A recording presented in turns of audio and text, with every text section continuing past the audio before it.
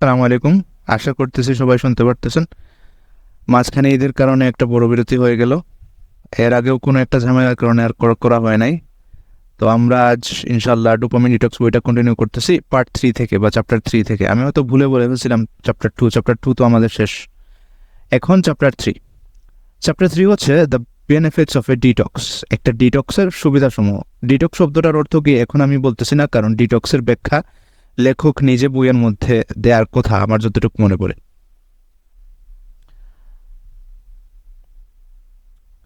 The different types of dopamine detox and their respective benefits. The different types of dopamine detox. বিভিন্ন ধরনের dopamine detox এবং their respective benefits. এবং তাদের যথাক্রমে তাদের সুবিধাসমূহ। রেসপেক্টিভ মানে যথাক্রমে, অর্থাৎ যেই ধরনের ডিটক্স ওই ধরনের ডিটক্সের সুবিধা সংক্রান্ত আলাদা আলাদা করে আলোচনা হবে। সোফার মানে এখন পর্যন্ত we have seen that আমরা দেখেছি যে one of the major problems preventing you doing the hard work is overstimulation. One of the major problems, একটা বড় সমস্যা, preventing you, যা আপনাদেরকে বা আপনাকে প্রিভেন্ট করতেছে, বাধা দিতেছে, doing the hard work, কষ্টকর কাজ করা বা শ্রম দেওয়ার থেকে, পরিশ্রম করা থেকে, হচ্ছে overstimulation বা ওভার উদ্দীপনা, অধিক উদ্দীপনা। Therefore, অতএব, the solution to tackling your major tasks is to reduce your level of stimulation. The solution to, যে কোনো জিনিসের সলিউশন যখন বলা হয় তখন বলা হয় the solution to, অর্থাৎ এই জিনিসের সলিউশন হচ্ছে। The solution to কিসের?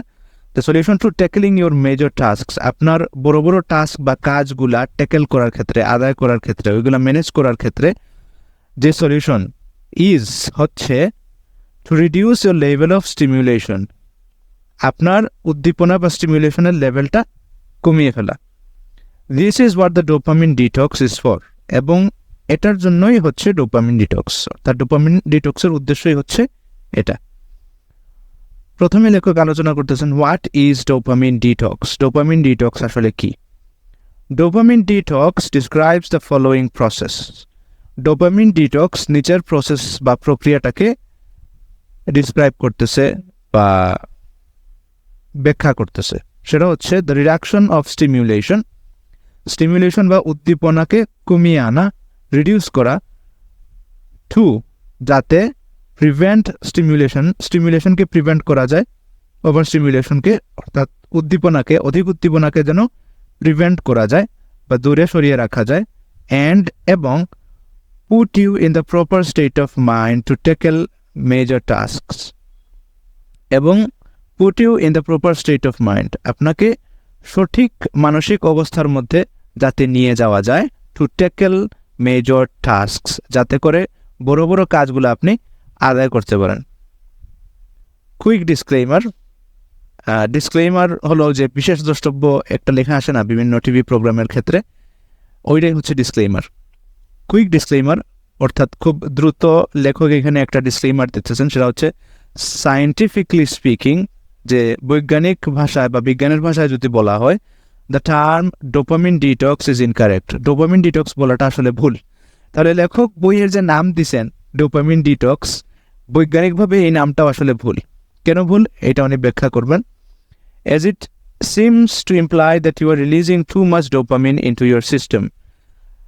এটা ভুল, কারণ ডোপামিন ডিটক্স এই নামের অর্থ দাঁড়ায় এইটা, বা এই নামের মাধ্যমে এইটা বোঝা যায় যে আপনার শরীরে ডোপামিন বেড়ে গেছে।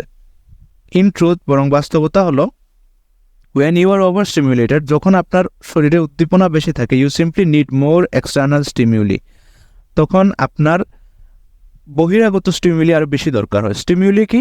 যে জিনিস আপনাকে স্টিমুলেশন দেয়, অর্থাৎ উদ্দীপক।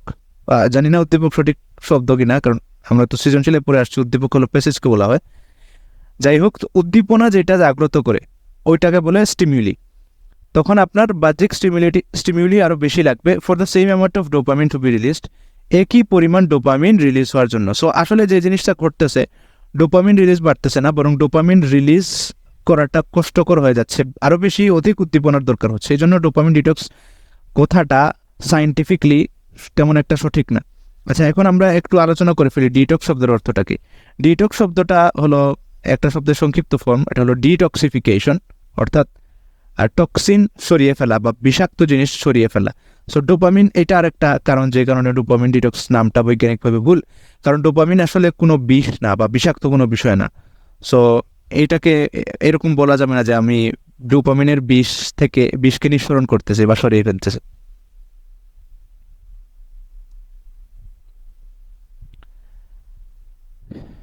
Dopamine detox helps reduce stimulation. Dopamine detox কি করে? আপনার মধ্যে যে উদ্দীপনার যে বিষয়টা আছে ওইটাকে কমিয়ে আনে, দেয়ার বাই, যার মাধ্যমে allowing you to revert to a more natural state. যার মাধ্যমে যে জিনিসটা আপনাকে অ্যালাউ করে বা আপনাকে অনুমোদন দেয় বা আপনাকে নিয়ে যায়, রিভার্ট করে, অর্থাৎ পূর্বাবস্থায় নিয়ে যাওয়া, two a more natural state, একটু স্বাভাবিক অবস্থায় নিয়ে যাওয়ার জন্য, স্বাভাবিক পূর্বাবস্থায় নিয়ে যায়। when you need less stimulation, যখন আপনার স্টিমুলেশন কম প্রয়োজন হয়, উদ্দীপনা কম প্রয়োজন হয়, seemingly challenging, boring or tedious tasks will become more appealing, তখন দেখা যাবে যেই কাজগুলা সিমিংলি চ্যালেঞ্জিং, সিমিংলি মানে আপাত দৃষ্টে বা মনে হয়, আপাত দৃষ্টে যে কাজগুলা চ্যালেঞ্জিং বা কঠিন অথবা বোরিং অর্থাৎ বুড়া লাগার মতো, or tedious মানেও boring, will become more appealing, এই কাজগুলা আপনার কাছে আরো বেশি আকর্ষণীয় হয়ে উঠবে, and easier to tackle, এবং ওই কাজগুলো আদায় করাও আপনার জন্য সহজ হয়ে যাবে। Now এখন let us have a look at the different types of dopamine detox available. Let us have a look, আমরা চলুন দেখে আসি, at the, এই বিষয়গুলোর দিকে আমরা দেখি, নজর দেই কোন বিষয়গুলো different types of dopamine detox available, যে বিভিন্ন ধরনের ডোপামিন ডিটক্স অ্যাভেলেবল আছে, অপশন হিসাবে আছে, ওইগুলোর দিকে চলুন আমরা এক নজর দেখি। ইন দিস বুক, এই বইয়ে, I will introduce you to the 3 distinct types as below. এই বইয়ে আমি 3 ধরনের ডোপামিন ডিটক্সের সাথে ডোপামিন ডিটক্সকে আপনাদের সাথে পরিচয় করিয়ে দেব।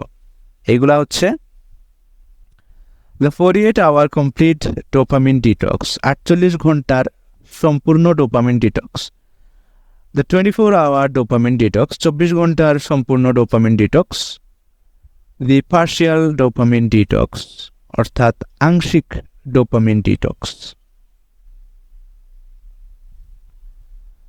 Late us describe each process in greater depth. চলুন আমরা আলোচনা করি প্রত্যেকটা প্রসেস ইন গ্রেটার ডেপথ, আরও বেশি গভীরভাবে। এটা হলো কম্পাউন্ড সেন্টেন্সের প্রথম অংশ। দ্বিতীয় অংশ হলো and discuss how they work, এবং চলুন ডিসকাস করি কিভাবে এইগুলা, এই প্রসেসগুলা বা এই প্রক্রিয়াগুলো আসলে কাজ করে।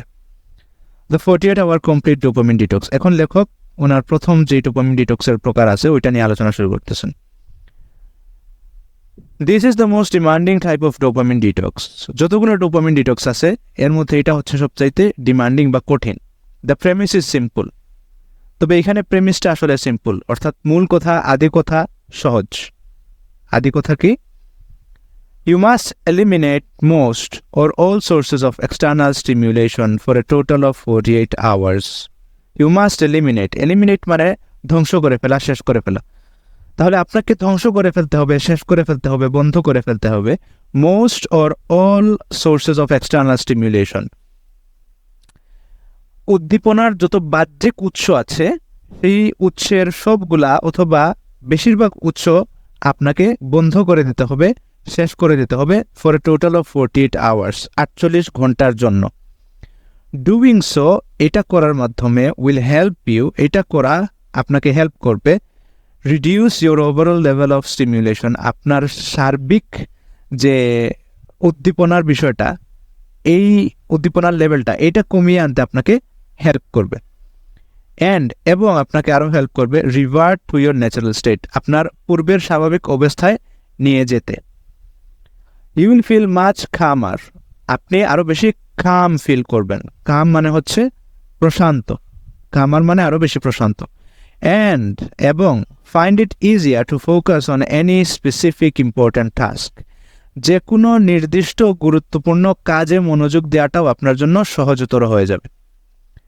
By eliminating all external sources of stimulation, এই যে কথাটা eliminating all external sources of stimulation, অর্থাৎ বাহ্যিক উদ্দীপনার বাহ্যিক যত উৎস আছে সেই উৎসগুলোকে নিঃশেষ করে ফেলা, এইটা দ্বারা আমি বোঝাতে চাচ্ছি ইউ নিড টু রিমুভ, আপনাকে রিমুভ করতে হবে the following things from your life for 48 hours, নিম্নের বিষয়গুলোকে 48 ঘন্টার জন্য আপনার জীবন থেকে।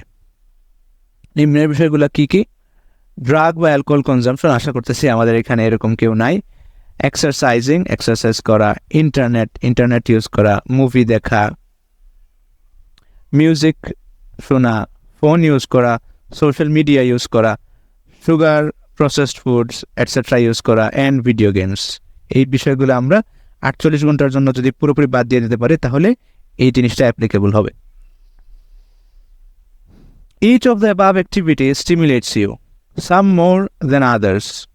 Each of the above activities stimulates you. এই যে উপরের যতগুলো বিষয় আছে এই সবগুলো বিষয়ই আপনাকে উদ্দীপিত করে, আপনার উদ্দীপনা বাড়িয়ে দেয়।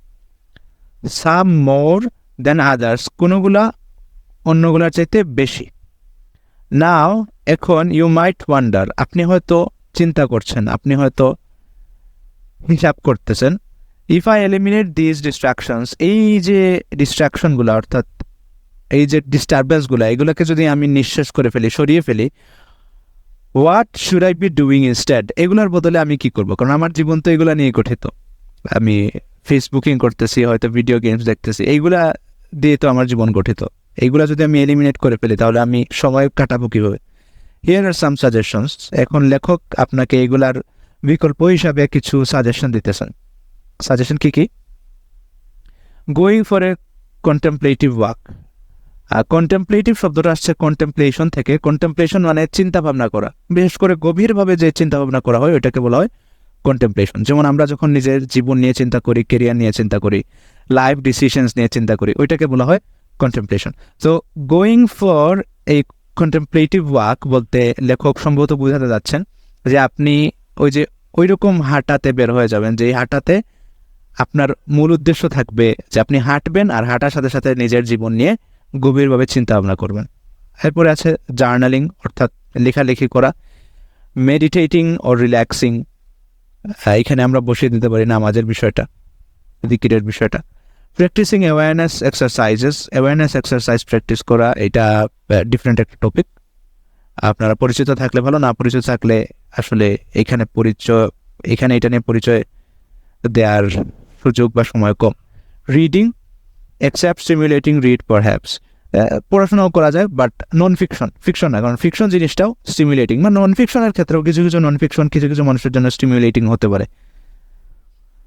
স্ট্রেচিং এক্সারসাইজেস অথবা বিভিন্ন ধরনের exercise. As you can see, the 48-hour dopamine detox is intensive and might appear rather drastic. আপনি হয়তো বুঝতে পারতেছেন যে 48 ঘন্টার যে ডোপামিন ডিটক্স এটা বেশ ইন্টেন্সিভ, এটা বেশ গুরুতর, and mite appear rather drastic, এবং মনে হতে পারে যে এটা হয়তো হুটহাট শুরু করে ফেলাটা একটু কষ্ট হবে। But it could be even more extreme, তবে এটাকে আরও কঠিন করে ফেলা সম্ভব, আরও প্রান্তিক করে ফেলা সম্ভব। কিভাবে? One of my friends, Niels, attended a Vipassana retreat, which is a 10-day meditation retreat. এখানে একটা রিট্রিটের কথা বা একটা বলা যায় পিকনিকের মতো কথা বলা হইতেছে, একটা প্রোগ্রামের কথা বলতে হইতেছে যেখানে 10 দিনের জন্য মেডিটেশন করানো হয়েছে। During the 10 days, the participants are required to, এই 10 দিনের মেডিটেশনে কী কী করা লাগছে? Maintain complete silence and have no gesture or eye contact with anyone. অর্থাৎ পুরোপুরি নীরবতা পালন করতে হবে, কারোর সাথে চোখ দিয়েও ইশারা করা যাবে না কাউকে, এটা তো দেখা যায় এতে ফের যাইতে আরও কঠিন। হ্যাভ নো ফিজিক্যাল কন্ট্যাক্ট, কারোর সাথে ফিজিক্যাল কন্ট্যাক্টও করা যাবে না। টেক নো ফিজিক্যাল এক্সারসাইজও করা যাবে না। Stop smoking, drinking or taking any other drugs, smoking, drinking এবং যে কোনো ধরনের ড্রাগ নেওয়া থেকে বিরত থাকতে হবে। Give up their phone and internet, phone বাদ দিয়ে দিতে হবে, ইন্টারনেটও বাদ দিয়ে দিতে হবে। And have no outside contacts, এবং এই প্রোগ্রামের বাইরের কারোর সাথেও আলোচনা বা দেখা সাক্ষাৎ করা যাবে না।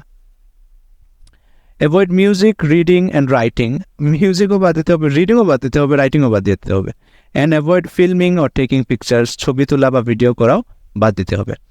বাই কম্প্যারিজন সেই তুলনায় the 48-hour dopamine detox sounds easy, right? সেই তুলনায় 48 ঘন্টার যে ডোপামিন ডিটক্সের প্রোগ্রামের কথা আমরা বললাম, এটা তো সহজ মনে হচ্ছে, ঠিক না? লেখক প্রশ্ন করতেছেন।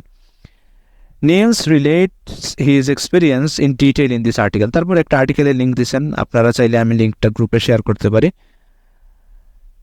এরপর আসছে দ্য 24-hour ডোপামিন ডিটক্স, 24 ঘন্টার যে ডোপামিন ডিটক্স, এটা কি? This type is similar to the 48-hour dopamine detox but is by definition shorter. This type is similar, এই জিনিসটা similar to the 48-hour dopamine detox. 48 ঘন্টার যে ডোপামিন ডিটক্স ওইটার মতোই 24 ঘন্টার ডোপামিন ডিটক্স। আচ্ছা, এখানে আপনাদের সাথে একটা বিষয় নিয়ে আলোচনা করে ফেলি। এই যে সিমিলার শব্দটা দেখতেছেন, সিমিলার মানে কিন্তু সেম না। আমরা অনেকে মনে করি সিমিলার এবং সেম শব্দ দুইটা সমান, কিন্তু বাস্তবতা হলো সিমিলার সেম দিয়ে হুবহু সেম বোঝায়, আর সিমিলার দিয়ে কাছাকাছি বোঝায়, অর্থাৎ মিল আছে অনেক বেশি। এই জিনিসটাকে বলা হয় সিমিলার। যেমন দুইজন ব্যক্তির মধ্যে সিমিলারিটি থাকতে পারে, কিন্তু দুইজন ব্যক্তি কখনোই সেম হবে না। যেমন দুইজন টুইনের মধ্যে একটা টুইনের মধ্যে, হ্যাঁ, অর্থাৎ যমজ দুই ভাইয়ের মধ্যে অনেক বেশি সিমিলারিটি থাকতে পারে, কিন্তু তারা হুবহু কখনোই সেম হবে না। This type is similar to the 48-hour dopamine detox. The 48-hour dopamine detox যেরকম 24-hour dopamine detoxটাও ওইটার মতোই, but is by definition shorter.